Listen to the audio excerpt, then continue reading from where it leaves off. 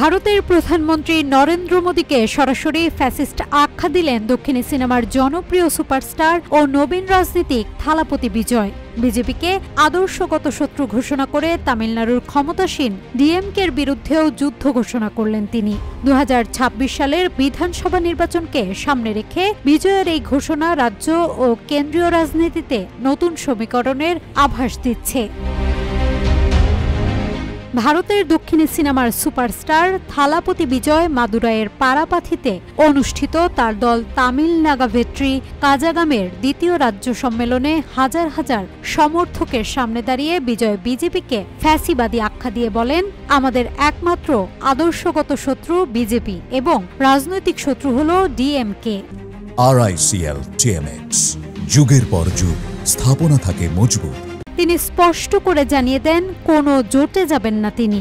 বক্তব্যে তিনি বিজেপির বিরুদ্ধে তীব্র ক্ষোভ প্রকাশ করে বলেন, পদ্ম পাতায় যেমন জল টিকে থাকে না তেমনি তামিলরাও বিজেপির সঙ্গে কখনো থাকবে না। পাশাপাশি ক্ষমতাসীন ডিএমকেও বিষাক্ত রাজনীতির প্রতীক আখ্যা দিয়ে তাদের বিরুদ্ধেও তোপ দাগেন তিনি।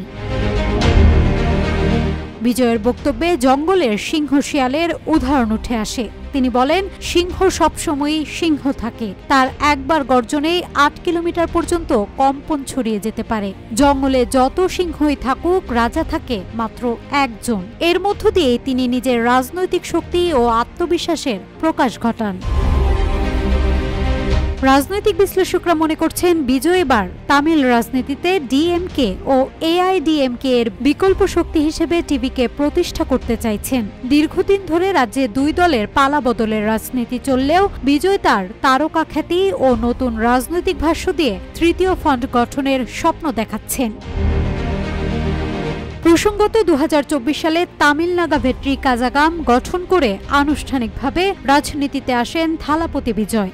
এর মাধ্যমে প্রথমবারের মতো তিনি নির্বাচনে অংশ নিতে যাচ্ছেন। বিশ্লেষকদের মতে বিজয়ের এই যুদ্ধ ঘোষণা শুধু তামিলনাড়ুতেই নয়, গোটা ভারতের রাজনৈতিক সমীকরণে নতুন ধাক্কা আনতে পারে।